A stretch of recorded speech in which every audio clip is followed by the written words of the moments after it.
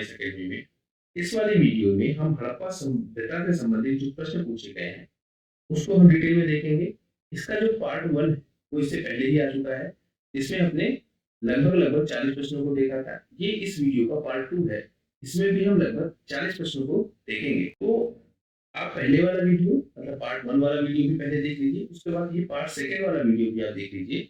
इसमें लगभग आपको 80 क्वेश्चन के आसपास मिलेंगे जो हड़प्पा सभ्यता से संबंधित पूछे गए हैं। इनको अगर आप ठीक से कर ले जाते हैं तो हड़प्पा सभ्यता से संबंधित जितने भी क्वेश्चंस आएंगे आने वाले एग्जाम, तो आप मान के चलिए 70 से 80% आप बहुत आसानी के साथ अटेंड कर सकते हैं। तो प्लीज इस वीडियो को पूरा देखिए और इसको अपने स्तर पे भी आप अटेंड करने की पहले कोशिश कीजिए। तो प्रश्न पढ़ने के बाद आप इसको खुद से अटेंड करने की कोशिश, उसके बाद आप उत्तर को देखिए, उसके एक्सप्लेनेशन को देखिए और फिर आप देखिए कि आपकी तैयारी किस स्तर। चलिए शुरू करते हैं प्रश्न से। हड़प्पा का बंदरगाह लोथल कोई विवाद ही नहीं है। हाल का टेराकोटा कहाँ से मिला है? बनौली से। कौन सा सिंधु घाटी सभ्यता से संबंधित स्थल नहीं है? तो हम देख रहे हैं कालीबंगा है, रोपड़ है, लोथल है, पाटलिपुत्र नहीं है। पाटलिपुत्र तो मौर्य काल में जाके फेमस हुआ। यही आपका सही आंसर हो गया। अब इस वाले क्वेश्चन को देखिए। भारत में हड़प्पा का बृहद स्थल, हमने इस बात को बहुत डिटेल से कहा था। ओवरऑल में बड़ा कौन है और भारत में कौन बड़ा है? भारत में सबसे बड़ा कौन मिलेगा आपको? राखीगढ़ी। और राखीगढ़ी कहाँ है आपका? हरियाणा में। वैसे आप देखेंगे सबसे बड़ा आपको क्या मिलेगा? मोहनजोदड़ो। लेकिन ये कहाँ स्थित है? पाकिस्तान में। और अगर ये पाकिस्तान में स्थित है तो भारत का जो स्थल राखीगढ़ी है यही सबसे बड़ा स्थल बन जाता है। हमने इनकी जनसंख्या का क्रम भी देखा था कि कहाँ पे जनसंख्या कम है और कहाँ पे ज्यादा है। उस रेफरेंस में भी आप इसको याद रखिए। अगला प्रश्न है, सबसे बड़ा हड़प्पनपुरा स्थल वो कौन सा भारत में, वो कौन सा है? अभी भी हमने देखा राखीगढ़ी। अगला प्रश्न देखिए, स्थापित सिंधु घाटी सभ्यता जिन नदियों के तट पर बसी है वे हैं। उस सिंधु घाटी सभ्यता किन किन नदियों के तट पे है? वो सवाल हमसे पूछा गया है। तो एक तो आपका सिंधु नदी, और जैसे ही सिंधु नदी हो गया ये ऑप्शन आपका गलत हो गया। तो बिल्कुल आसानी के साथ एक ऑप्शन को एलिमिनेट कर लेंगे। फिर हमने देखा था झेलम नदी का जो क्षेत्र वो बहुत इंपॉर्टेंट है और यहीं से हमको अलग अलग स्थान मिलते हैं। तो झेलम वाले का ऑप्शन को हम सही मान लें तो ये गलत हो गया। अब हमारे पास जो ऑप्शन होता है हमको ये देखना है कि गंगा नदी क्षेत्र है शामिल या नहीं। सिंधु घाटी सभ्यता का जो क्षेत्र है वो हमको गंगा नदी क्षेत्र में नहीं मिलता। तो जब ये नहीं मिलता है तो हमारा ऑप्शन कौन सा सही हो गया? अगले प्रश्न पे आए कि सिंधु घाटी के लोग विश्वास करते हैं आत्मा और ब्रह्मा में, कर्मकांड में, यज्ञ प्रणाली में या मात्र शक्ति में। अब यह क्वेश्चन विवादित हो जाता है। क्यों?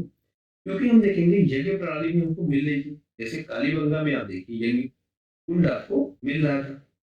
कर्मकांड मानते थे या नहीं मानते थे इस पे भी विवाद है, क्योंकि आपने ताबीज वाली चीजें देखी थी। गले में ये लोग ताबीज पहनते थे। जो मृतक को दफनाने की प्रथा है उसमें भी हमको कुछ ऐसा मिलता है, कर्मकांड जैसी व्यवस्था है, क्योंकि परलोकवाद का भी सिद्धांत हमको मिलता है। तो अब ये क्वेश्चन है ये विवादित हो जाता है। इसकी वजह से इस सही आंसर तक नहीं पहुंचा जा सकता है। लेकिन अगर आपको चयन ही करना है तो आप सबसे ज्यादा प्रमाणित चीज को चयन करेंगे और वो बनता है आपका मातृशक्ति में। यज्ञ प्रणाली में जो आपको अग्निकुंड मिलेंगे वो यज्ञ के लिए प्रयोग होते थे या नहीं होते थे इस बात में विवाद है। तो यहाँ पे या तो आप इन तीनों में से किसी एक को चूज कर लीजिए। आयोग ने जहां तक मैं जानता हूँ कि इस क्वेश्चन को एलिमिनेट कर दिया, लेकिन जो सही आंसर बनना चाहिए वो कौन सा? मातृशक्ति में। सिंधु घाटी के लोग पूजा करते थे किसकी? पशुपति की, ब्रह्मा जी की, विष्णु की, इंद्र और वरुण की। तो हमारे पास एक ही ऑप्शन बचता है कि ये पशुपति की पूजा करते थे। अब यहाँ पे अगर पिछले वाले क्वेश्चन की तरह कुछ ऐसे ऑप्शन मिल जाते हैं जो विवादित या कह सकते हैं कि मिलते जुलते ऑप्शन, जैसे अब यही आपको देखता है कि वो माता देवी की पूजा करते हैं, वो एक सिंही की पूजा करते हैं, तब जाके क्वेश्चन तब हो जाता है या विवादित हो जाता है। लेकिन क्योंकि बाकी तीनों ऑप्शन इतने अलग हैं कि हम बहुत आसानी के साथ अटेंड कर सकते हैं। ये पशुपति है। अगला क्वेश्चन देखिए, मोहनजोदड़ो हड़प्पा की पुरातात्विक खुदाई की प्रभारी कौन? इस तरह के क्वेश्चन जब आप प्रीवियस ईयर के क्वेश्चन पेपर देखेंगे तभी आपको मिलेंगे, क्योंकि बहुत ज्यादा फैक्चुअल क्वेश्चन जब जाके पूछ उस क्वेश्चंस को अटेंड करना काफी टफ हो जाता है। तो जो बहुत फैक्चुअल क्वेश्चन है वो आप देखेंगे कि आपको रिपीटेड क्वेश्चन के रूप में मिलेंगे, मतलब पिछले साल में वो पूछे गए क्वेश्चंस होंगे और यही फायदा होगा आपका पीवाईक्यू लगाने का, जिससे आप बहुत टफ क्वेश्चन को भी आसानी के साथ हल कर पाएंगे। तो इसका सही आंसर है वो क्या? Sir John Marshall. ये इसका सही आंसर बनता है। अगला प्रश्न देखिए, सिंधु घाटी सभ्यता को खोज निकालने में जिन दो भारतीयों का नाम जुड़ा है वो कौन? हमने देखा था लखनदास बनर्जी और दयाराम, इन्हीं दोनों का नाम है और यही सही कौन सा सुमेलित नहीं है? हड़प्पा, दयाराम साहनी, लोथल, एसआर राव, सुरकोटा, जेपी जोशी और धौलावीर बीके थापड़। तो जो सही आंसर है वो क्या है? धौलावीर का बीके थापड़, क्योंकि हड़प्पा के विषय में हमने बहुत डिटेल से देखा था। दयाराम साहनी है, ये बिल्कुल सही है। लोथल के विषय में हमने देखा कि एसआर राव का नाम यहाँ पे आता है। तुर्कोटा का भी उत्खनन किसने किया? जेपी जोशी ने किया। धौलावीर का जो उत्खनन है वो किसने किया था? आर एस बिष्ट ने। ये वाला नाम हमने देखा। अब आप कमेंट करके एक आंसर दें, धौलावीर की खोज किसने की? उत्खनन शुरू करवाया था आर एस बिष्ट, खोजा किसी और ने था। तो हमने अपने वीडियो में डिटेल से उसको देखा था। तो इसका आप सही आंसर कमेंट करके बताइए। अगला प्रश्न देखिए कि हड़प्पा का उत्खनन करने वाले प्रथम पुरातात्विक जो इसके महत्व को नहीं समझ सके वो कौन थे? तो हमने यहाँ पे देखा था निगम का नाम, यही इसका सही आंसर है। निम्नलिखित में कौन हड़प्पा और मोहनजोदड़ो के उत्खनन से संबंधित नहीं है? राखालदास बनर्जी ये संबंधित है। अब देखिए इसने क्या किया, नाम को आपको शॉर्टकट में दे दिया आर डी बनर्जी, क्योंकि अगर आपको राखालदास बनर्जी दे देता तो आप बहुत आसानी के साथ इसको टिक करते कि भाई ये तो शामिल थे ही थे। एम एस वर्थ, के एन दीक्षित, इनका नाम भी आपको मिलेगा। तो यहाँ पे सही आंसर हो जाएगा, वो कौन सा हो जाएगा? Option B N Smith. Sindhu सभ्यता की विकसित अवस्था में निम्नलिखित में किस स्थल से घरों में कुएं के अवशेष मिले? ये चीज हमने डिटेल में देखा। हमको कौन सा स्थल मिलेगा?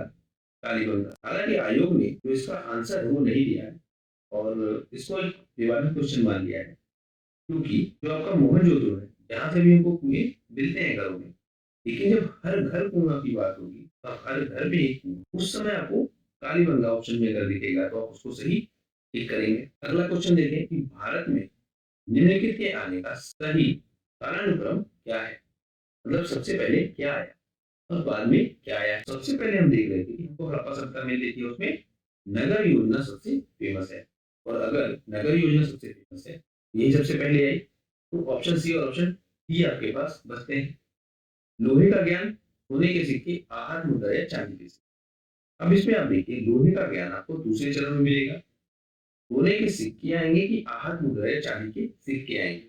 हमने जब मुद्रा का इतिहास पढ़ा था वहां पे इस चीज को हमने बहुत देखा था कि आहत सिक्के आपके पहले आएंगे, सोने के सिक्के बाद में आएंगे। तो ऑप्शन डी इसका सही आंसर है। ये सवाल पूछा गया था आईएएस प्रीलिम्स 1998 में।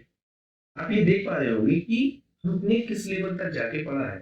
सबसे टफ क्वेश्चन भी अगर आ रहा है तो हम उसको अपने नॉलेज के बेसिस पे, अपने नॉलेज के रेफरेंसेस का इस्तेमाल करके सही आंसर तक पहुंच जा रहे हैं। अगला देखिए, सर्वप्रथम मानव ने किस धातु का प्रयोग किया?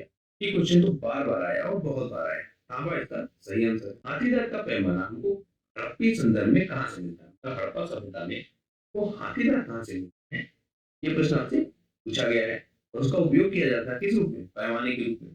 तो हाथी दांत का हमने देखा जो साक्ष्य मिलता है वो कहाँ पे मिल रहा था? लोथल में। हड़प्पा कालीन स्थलों में अभी तक किस धातु की प्राप्ति नहीं हुई? तो हमने देखा था वो तांबा भी मिल रहा था, सोना भी मिल रहा था और चांदी भी मिल रहा था। जो हमको नहीं मिलता वो क्या है? लोहा। तो सही आंसर क्या होगा? Option D.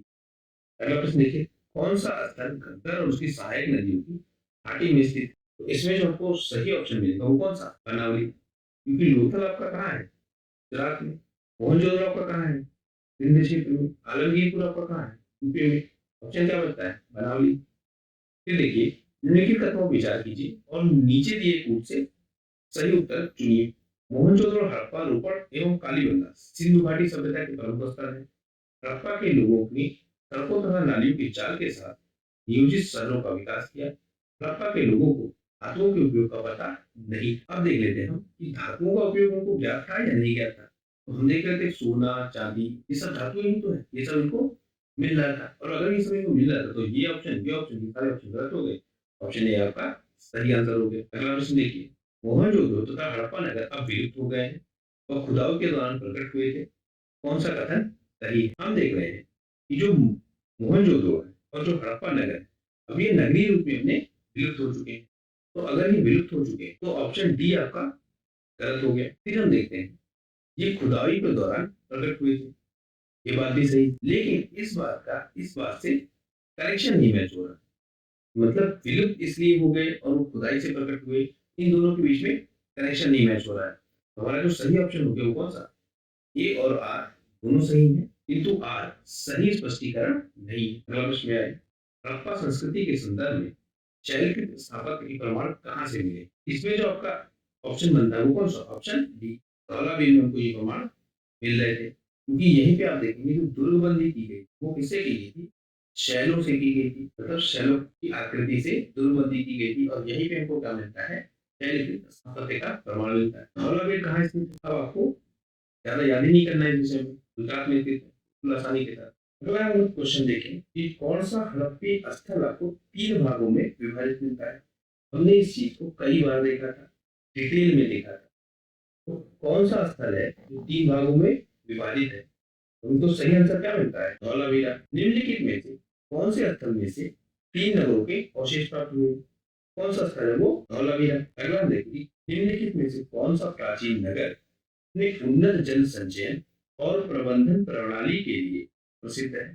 यहाँ बांधों की श्रृंखला का निर्माण किया गया है और संबद्ध जलाशयों में नहर के माध्यम से जल को प्रवाहित किया जाता है। तो हमको बांध कहाँ मिल रहे हैं? मोटी मोटी बात ये यही पूछ, और वो स्थल कौन सा है? धौलावीरा। ने क्वेश्चन को जबरदस्ती इतना लंबा कर दिया कि आप कंफ्यूज हो गए। सिंपल सा था कि बांध कहाँ मिल रहा है, वो स्थल कौन सा है? धौलावीरा। स्टेडियम आपको कहाँ मिलेगा? धौलावीरा में। इस तरह से आप तत्वों को कनेक्ट करके याद करते हो। एक उन्नत जल प्रबंधन व्यवस्था का साक्ष्य आपको कहाँ से मिल रहा है? और ये स्थल भी कौन सा हो गया? धौलावीर। बांध प्रणाली आपको यही मिल रही थी, नहर आपको यही मिल रही। अगर कुछ देखिए, इस स्थल से द्वि शव संस्कार या डबल बरियल का हमको प्रमाण मिलता है। हमने ये भी देखा था कि संस्कार की जो अलग अलग विधियां हैं वो हमको कहाँ कहाँ से और किस किस रूप में मिल रही है। तो हमने यहाँ पे देखा था जो कालीबागा का क्षेत्र है, यहाँ से आपको ऐसा प्रमाण मिल रहा है। लेकिन लोथल में भी हमने देखा था, यहाँ से भी हमको प्रमाण मिल रहा था। दरअसल इसका आंसर ऑप्शन सी और ऑप्शन डी दोनों हो। अगला देखिए, हड़प्पन स्थल सनौली के अभी हाल में उत्खननों से प्राप्त हुए ने जो हड़प्पा के नए स्थल हैं, उनको भी देखा था। तो हमको यहाँ पे क्या मिल रहा है? मानव शवा। और ये कहाँ पे है? सनौली। ये यूपी में है, और यूपी के भी बागपत जिले में, और यहीं से हमको 125 शव मिलते हैं। इतना याद रखिएगा। हड़प्पा सभ्यता का स्थल मांडी भारत के किस राज्य में है? तो मांडी आपको कहाँ मिल रहा है? यूपी में। और यूपी कहाँ पे?